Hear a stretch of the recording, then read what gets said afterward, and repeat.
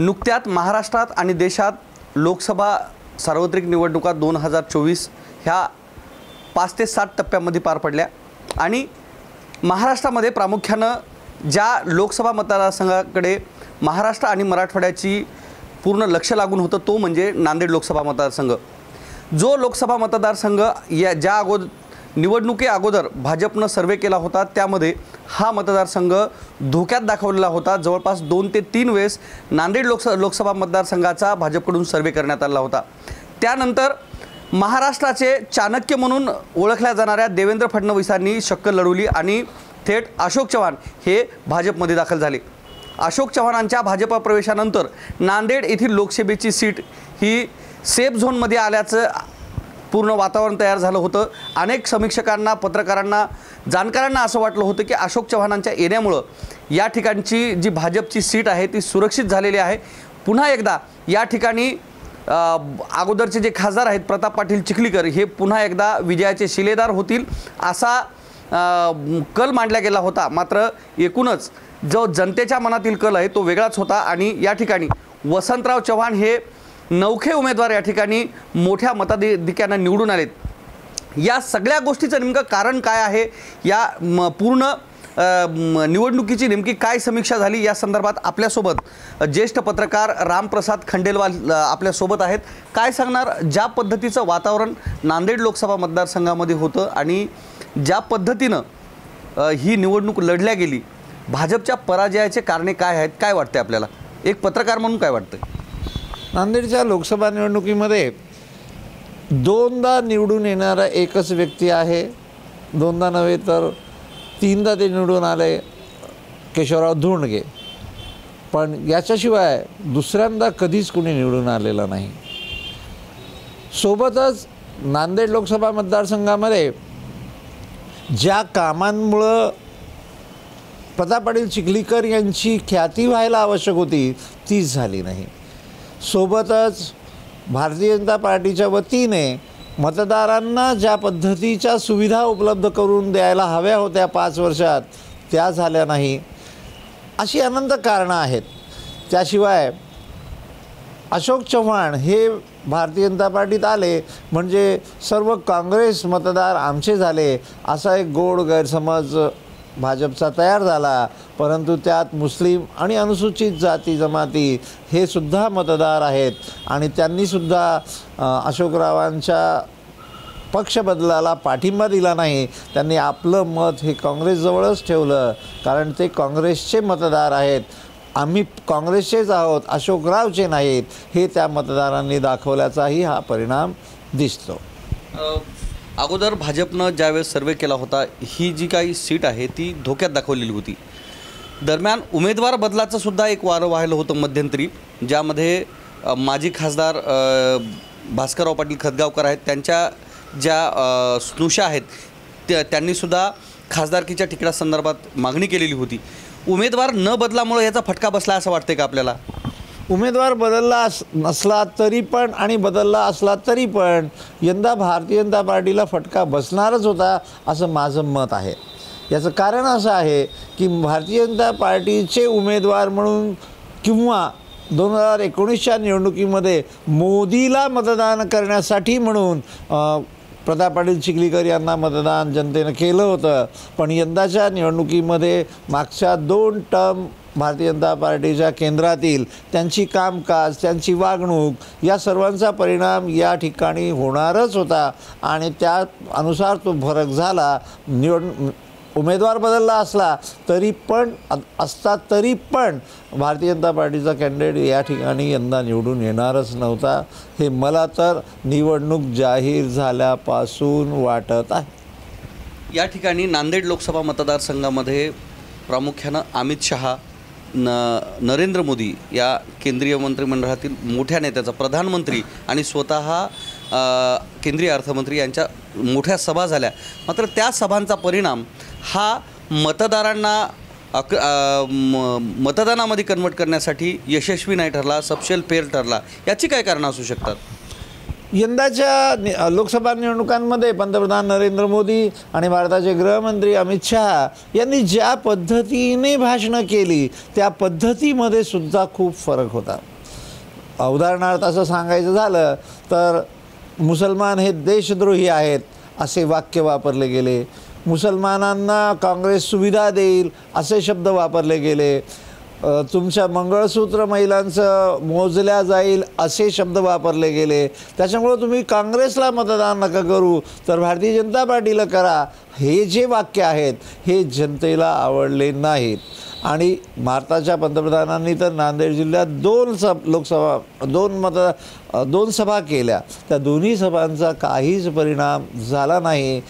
खरं तर आपल्यापेक्षा नांदेड लोकसभेपेक्षा लातूर लोकसभेच्या पंतप्रधानांच्या सभेला जास्त गर्दी होती. नांदेडच्या मतदारसंघांमध्ये त्यांनी केलेल्या प्रचार सभांमध्ये एवढी गर्दीसुद्धा नव्हती.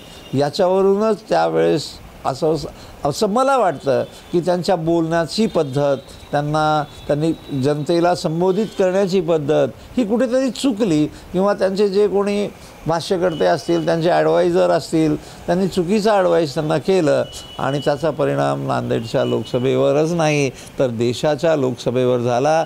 आणि आज भारतीय जनता पार्टी ही डळमळीत अवस्थेत आहे. या ठिकाणी नांदेड लोकसभा मतदारसंघामध्ये राज्यातील आणि केंद्रातील दोन्ही मंत्रिमंडळ हे ठिय्या मांडून होते.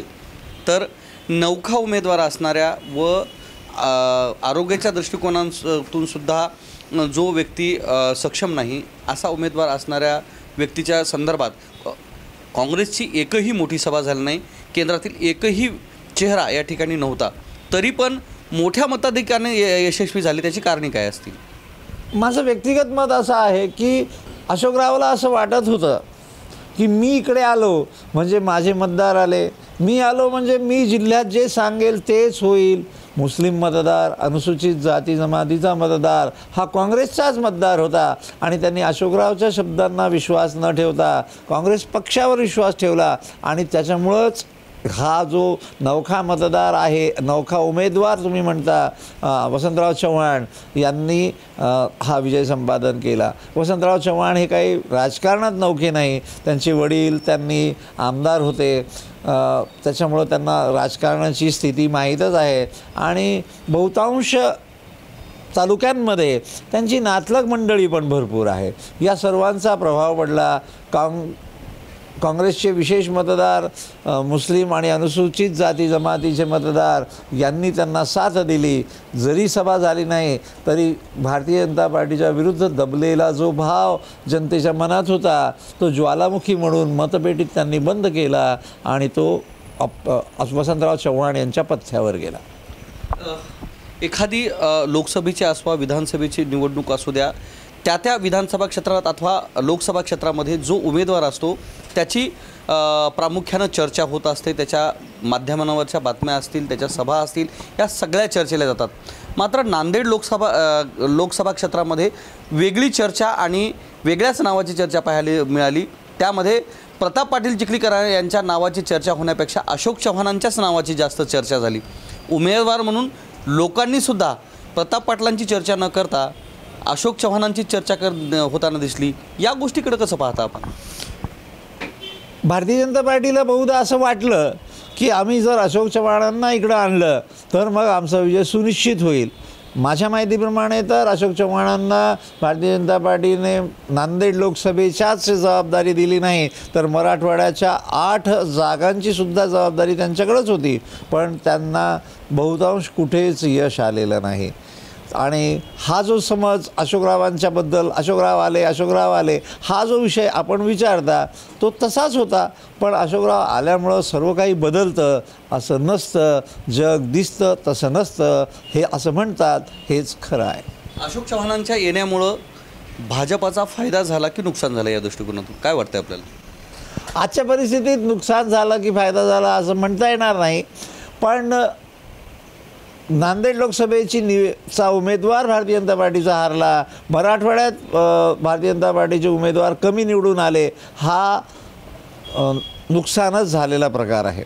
पुढे अजून त्यांच्याकडून त्यांना काय काम घ्यायचं आहे. देवेंद्र फडणवीस म्हणाले होते ज्यावेळेस अशोक चव्हाण भारतीय जनता पार्टीत आले तेव्हा, की अशोक चव्हाणांकडून काय काम करून घ्यावं याची जाणीव आम्हाला आहे आणि ते आम्ही जाणतो. त्याच पद्धतीनं त्यांच्याकडून काम करून घेण्यात येईल. त्या मानानं त्यांच्याकडून अजून काही काम बाकी असेल तर आज नुकसान झालं असं लोकसभेच्या निवडणुकीपुरतं म्हणता येईल, पण पुढं त्यांचा भारतीय जनता पार्टीला काय फायदा होईल आज तरी सांगता येणार नाही.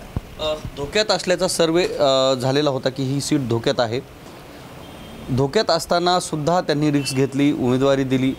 तर या गोष्टीचं परीक्षण होणं गरजेचं आहे वाटतं का? भाजपनं याच्यावर परीक्षण करणं आवश्यक आहे का? भारतीय जनता पार्टीने फक्त नांदेडची सीटच जुन्या उमेदवाराला दिली असं नाही. अयोध्येमध्ये लल्लन सिंगला ती जागा दिली. लल्लन सिंग हे मागचे तिथले उमेदवार खासदार आहेत. त्यांनी एकाही मतदाराशी कधी संपर्क साधलेला नाही. कोणताही एक छोटा पाईपलाईनचा प्रकल्पसुद्धा तिथं आणलेला नाही किंवा त्या लोकसभा मतदारसंघामध्ये काहीच काम केलेलं नाही. तरी त्यांना ती सीट दिली आणि अयोध्येत राम मंदिर बनलं असताना अशोकराव हारले. मग इथे अशोकराव नाही, लल्लन सिंग हारले आणि तिथं समाजवादी पार्टीचा उमेदवार निवडून आला. ठीक आहे, पण नांदेड लोकसभेच्या उमेदवाराबद्दल विचार करू तर त्यांना बदलण्याची काही गरज होती नव्हती. हा जो सर्वे भारतीय जनता पार्टीनं केला होता हा सर्वे त्यांना फक्त नांदेडपुरताच नव्हे तर देशापुरता करण्याची आज गरज आहे.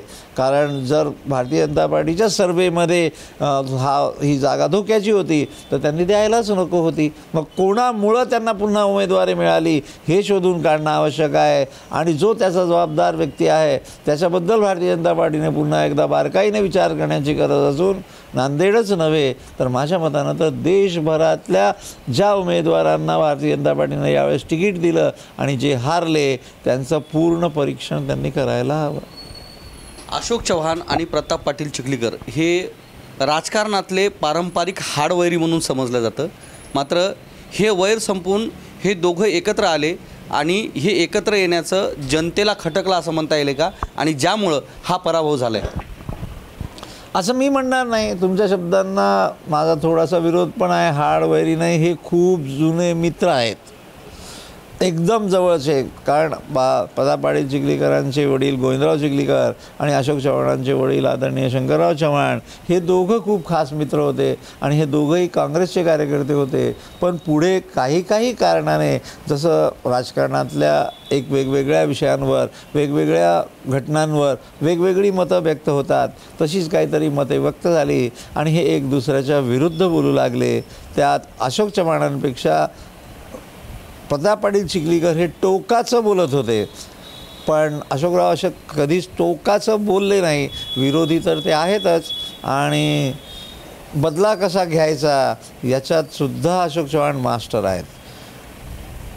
पण ज्या पद्धतीनं लोकसभा इलेक्शनची जी मतमोजणी झाली, निकाल हातात आला, जी चर्चा आहे गेम झाला, गेम केला, तर यामध्ये राजकारणामध्ये गेम करणं किंवा गेम होणं ह्या गोष्टी असतातच. आपण ज्या पद्धतीनं बोललात तर या ठिकाणी या पराभवाच्या गोष्टीमागं कुणी कुणाचा गेम केला असं वाटतंय? आजच्या परिस्थितीत भारतीय जनता पार्टीचा लोकसभा नांदेड मतदारसंघातील पराभव हा गेम नाहीच माझ्या मतानं. आता जे म्हणतात गेम केला, गेम झाला, हे प्रत्येकाचं वेगळं वेगळं मत आहे. त्यांना कोण जे गेम झाला म्हणत असतील त्यांना वाटत असेल की अशोकरावांनी केला, कोणी म्हणत असतील मुस्लिम समाजानं केला, कोणी म्हणत असतील अनुसूचित जाती जमातीच्या मतदारांनी केला. आता हा वेगवेगळा विषय आहे, पण आजच्या परिस्थितीत गेम झाला याला मी व्यक्तिशः मानणार नाही. एका माजी मुख्यमंत्र्याला पाडण्याचं काम प्रतापरावांनी केलं, त्याच्यामुळं त्यांची फार वाहवाही त्यावेळी झाली आणि वंचितचा फॅक्टर यामुळं महत्त्वाचं ठरला की जे काही काँग्रेसची बकेट मतदान आहे जवळपास 1,68,000 मतदान हे यशपाल भिंगेंना झालं. तर या निवडणुकांमध्ये वंचित फॅक्टर हा सपशेल फेर ठरला का असं वाटतंय आपल्याला, जी मतांची आकडेवारी आहे ती पाहून? मतांच्या आकडेवारीमध्ये यंदाही वंचित बहुजन आघाडीच्या उमेदवाराला जवळपास 1,00,000 मतदान मिळालेलं आहे. पण ते का कमी झालं मागच्या वेळेसपेक्षा, तर याच्याबद्दल मला असं वाटतं की मतदार जो आहे त्यांनी विचार केला असेल की आमची वंचित बहुजन आघाडीचा उमेदवार निवडून येणार नाही, मग आमचं मतदान वेस्ट करण्यापेक्षा आम्ही निवडून येणाऱ्या मतदाराला देऊया आणि आपल्या मनात जो रोष आहे तो रोष त्या उमेदवाराच्या विजयातून आमचा रोष व्यक्त होईल असा मतदारांचा विचार असेल आणि म्हणून यंदाच्या वंचित बहुजन आघाडीच्या उमेदवाराला मतदान कमी झालं. आणि तुम्ही जसं विचारताय, जर वंचित बहुजन आघाडीचा प्रभाव राहिला असता तरी पण शक्यता प्रताप पाटील चिखलीकर निवडून येण्याचीच होती. ज्या पद्धतीनं आपण म्हणता की 1 लाख मतदान मिळालं आणि यशस्वी राहिला नांदेडमध्ये, मात्र महाराष्ट्रामधले जे गणित आहे त्यामध्ये जवळपास वंचित बहुजन आघाडीच्या 36 उमेदवारांचं डिपॉझिट हे जप्त झाले. मग वंचित बहुजन आघाडी फॅक्टर कोणत्या आधारे यशस्वी ठरला आहे? मी यशस्वी म्हणलोच नाही ना. त्यांना फक्त 1 लाख मतदान यावेळेस मिळालं. बहुधा त्यांना 1.25 लाख 1,40,000 मतदान मिळालं असतं तर मग प्रताप पाटील चिखलीकर निवडून येण्याची शक्यता वाढली असती असं माझं मत आहे. राहिला प्रश्न मराठवाड्याचा. मराठवाड्यामध्ये मला एक दुःख आहे नेहमी. RBI चळवळीमध्ये डॉक्टर बाबासाहेब आंबेडकरांचे भक्त सर्वच आहेत, कोणी नाही असं म्हणता येत नाही. पण जेव्हा मतपेटीचा प्रश्न येतो तर आंबेडकरांना मतदान हे कमी मिळतं. हा त्याचा प्रभाव आहे. याचा शोध अनुसूचित जमातीच्या लोकांनी स्वतः घेण्याची गरज आहे. वंचित फॅक्टर हा यशस्वी न ठरण्याचं कारण काय आहे? अकोल्यामध्ये सुद्धा जे बहुजनांचे नेते म्हणून ओळखले जातात प्रकाश आंबेडकर, त्यांनासुद्धा अपयशाचा सामना करावा लागला. त्यांचे बंधू आहेत, 2 बंधू उभे राहिले होते, त्यांनासुद्धा अपयशाचा सामना करावा लागला. ह्या एकूण गोष्टीनुसार आंबेडकरी राजकारण हे संपत चाललं आहे असं वाटते का आपल्याला? नाही, आंबेडकरांचे राजकारण हे संपलं म्हणण्यापेक्षा माझी लायकी आहे की नाही माहीत नाही, पण मी म्हणेल आज की प्रकाश आंबेडकरांनी राजकारणामध्ये काहीतरी तडजोड करायला हवी होती. की फॉर एक्झाम्पल मी असं सांगेल की काँग्रेसची चर्चा करायला पाहिजे होती. त्यांनी 6 जागा मागत होते, ते 2 द्यायला तयार होते, तर त्यांनी 2च घ्यायला पाहिजे होत्या. पण हे म्हणायचा मला अधिकार आहे की नाही माहीत नाही, पण मी माझं मत व्यक्त करतो आहे. घेतल्या असत्या तर त्या 2 निवडून आल्या असत्या. पुढच्या वेळेस त्या 2ला डेव्हलप करून 4 कशा करायच्या याच्यावर चर्चा करता आला असती, त्याच्यासाठी रणनीती तयार करता आली असती. पण आंबेडकरांनी ज्या राजकीय पक्षांसोबत चर्चा केली त्या राजकीय पक्षांनी त्यांना न दिलेला रिस्पॉन्स त्यांच्या जिव्हारी लागला आणि त्यांनी स्वतःच एकटं लढायचं ठरवलं. हा एकंदरीत बहुजन आघाडीचा एक पाय मागे जाण्यामागचं कारण असावं असं मला वाटतं. वंचित फॅक्टर हा अयशस्वी ठरण्याचे असे कोणकोणते कारणं आहेत ज्याच्यामध्ये सभा झाल्या, आता सभांचं रूपांतर मतदानात नाही झालं? याचे काय कारणं असू शकतात? जो 2019चा प्रभाव होता, हे प्रभाव कमी होण्याचे काय कारणं असू शकतात? वंचित बहुजन आघाडीचा जो मतदार आहे तो मोठ्या स्वरूपात निम्न मध्यमवर्गीय किंवा गरीब आहे. यांना सगळ्यांनाच काहीतरी आमिषं दाखवली जातात इतर राजकीय पक्षांकडून आणि त्या आमिषाला हे भावले जातात असं मला वाटतं. म्हणूनच आंबेडकरांच्या प्रचार सभांमध्ये त्यांच्या कोणत्याही विषयाच्या सभेमध्ये जी गर्दी दिसते ती मतदानात बदलत नाही. आणि याच्या व्यक्तिगत मलासुद्धा खूप दुःख आहे, कारण वंचित बहुजन आघाडीचे आंबेडकर यांच्या ज्या मेहनती आहेत त्यांनी घेतलेल्या, त्या मेहनतीला कुठेतरी यश यावं असं मला पण वाटतं, पण येत नाही याचं दुःख आहे. वंचित आघाडीनं कोणत्या गोष्टीचं परीक्षण करणं गरजेचं आहे? 2024च्या निकालावरून काय वाटतं आपल्याला? कोणत्या गोष्टीचं परीक्षण होणं आवश्यक आहे किंवा चिंतन होणं गरजेचं आहे? भारतरत्न डॉक्टर बाबासाहेब आंबेडकरांना मानणारा जो वर्ग देशात आहे त्यांच्याच नावावर ते राजकारण चालवतात. तो पक्षात कोणत्याही असेल, पण डॉक्टर आंबेडकरांचं नाव घेतल्याशिवाय त्या व्यक्तीचं राजकारण चालतच नाही. पण माझं असं मत आहे किंवा माझी अशी विनंती आहे अनुसूचित जाती जमातीच्या मतदारांना की तुम्ही एकदा एकत्रितपणे आंबेडकरांच्या वंचित बहुजन आघाडीला मतदान द्या, म्हणजे तुमची ताकद तुम्हाला कळेल आणि मग त्या ताकदीच्या आधारावर तुम्हाला राजकीय डेव्हलपमेंट मिळेल आणि राजकारणात तो ठसा आंबेडकरांचा उमटेल. ज्या पद्धतीने आपण सांगितलं की डॉक्टर बाबासाहेब आंबेडकरांच्या नावाचा उपयोग करून राजकारण केलं जातं आणि त्याच दृष्टिकोनातून भारतीय संविधान वाचवण्याचं आव्हान केलं गेलं, त्याच्यावर राजकारण झालं, यशस्वी महाविकास आघाडी ठरली. तर डॉक्टर बाबासाहेब आंबेडकरांचे वंशज नातू असणाऱ्या प्रकाश आंबेडकरांना डॉक्टर बाबासाहेब आंबेडकरांच्या विचारांचं राजकारणामध्ये उपयोग करून त्यामध्ये विजयाचं गणित साधता नाही आलं का ह्या गोष्टीवरून, असं वाटत नाही का आपल्याला? आंबेडकरांनी काय करावं हे तर मला नाही सांगता येणार, पण प्रत्येक राजकीय पक्ष त्यांचा उपयोग करतोच. डॉक्टर बाबासाहेब आंबेडकरांच्या नावाचा उपयोग केल्याशिवाय कोणत्याच राजकीय पक्षाचं राजकारण होत नाही. दुर्दैव हे आहे की या राजकीय पक्षांनी, सर्वच राजकीय पक्षांनी बाबासाहेब आंबेडकरांच्या घराण्यातील जे व्यक्तिमत्व आज आहेत, ॲडव्होकेट बाळासाहेब आंबेडकर यांना आपल्या सोबत घेऊन संविधानाचं बोलायला पाहिजे. संविधान बदलणे हा फुकट केलेला कांगावा होता. संविधान बदलताच येत नाही. डॉक्टर बाबासाहेब आंबेडकरांनी सुद्धा त्याच्यात एक ओळ लिहिलेली आहे की गरजेच्या वेळेस यात दुरुस्ती करता येईल. पण संविधान बदलाचा जो कांगावा काँग्रेस आघाडीनं केला, इंडिया आघाडीनं केला, त्याला उत्तर भारतीय जनता पार्टीला बरोबर देता आले नाहीत आणि त्याच्यामुळंच त्यांचा विजय जास्त प्रमाणात झाला असं माझं मत. आपण ज्या पद्धतीनं सांगतात की वंचित बहुजन आघाडीकडे असणारा मतदार जरी तो निम्न मध्यमवर्गीय असला तरी शिक्षित समाज आहे आणि या शिक्षित समाजावर समोर ही गोष्ट मांडण्यासाठी प्रकाश आंबेडकर कुठंतरी अपयशी ठरलेत असं म्हणता येईल का ह्या गोष्टी? असं नाही म्हणता येणार. त्यांनी तर सर्वांनाच सांगतात. मी तुम्हाला एक छोटंसं उदाहरण सांगतो. त्यांनी एका सभेत आपल्या अनुसूचित जाती जमातीच्या मंडळीला सांगितलं होतं, ज्यांच्याकडं सोनं आहे ते विकू नका. कारण त्यावेळेस सोन्याची किंमत 58,000 रुपये होती आणि आज 75,000 रुपये आहे. तर त्यावेळेस ही बाब त्यांनी सर्वांनी ऐकली आंबेडकरांची. अनेक लोकांनी सोनं खरेदी केल्याचं मला माहीत आहे आणि आज ते 75,000 म्हणजे जवळपास 15,000 रुपये प्रति 10 ग्रॅमला फायद्यात आहेत.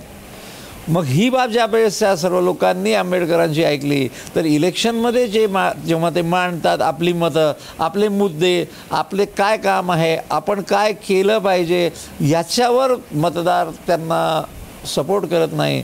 हे दुर्दैवी आहे असं मला वाटतं. शेवटचा प्रश्न, मराठा आरक्षणाचा फॅक्टर अथवा जरांगे फॅक्टर किती प्रभावी ठरला नांदेड लोकसभा मतदारसंघ, ज्यामध्ये माध्यमांसमोर ज्या पद्धतीनं प्रतिक्रिया देण्यात आल्या त्यानुसार आपल्याला काय वाटतं की जरांगे फॅक्टर किंवा मराठा आरक्षणाचा जो फॅक्टर आहे या ठिकाणी कितपत प्रभावी ठरला आहे? असं म्हणतात विजयानंतर तुम्हाला गर्दीची गरज नाही आणि संघर्ष करताना तुम्हाला कोणीच मागं नसतं.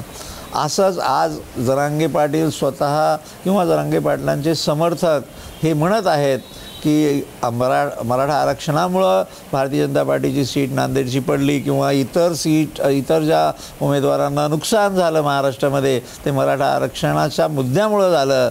आज हे मानावंच लागेल कारण त्यांचा विजय झालेला आहे. इंडिया आघाडीचा विजय जास्त जागांवर झालेला आहे आणि भारतीय जनता पार्टीच्या उमेदवारांचा कमी जाग्यात झालेला आहे. मग या जरांगे पाटलाच्या विषयाला तो मुद्दा या इलेक्शनमध्ये काम केला असंच मी पण म्हणेन. तर हे होते आपल्यासोबत ज्येष्ठ पत्रकार रामप्रसाद खंडेलवाल, ज्यांनी नांदेड लोकसभा मतदारसंघाच्या जयापराजयाविषयी जी सडेतोड समीक्षा केली आणि त्यावर भाष्य साधले. कॅमेरामन दीपकसह मी धनंजय सोळंके, मॅक्स महाराष्ट्र, नांदेड.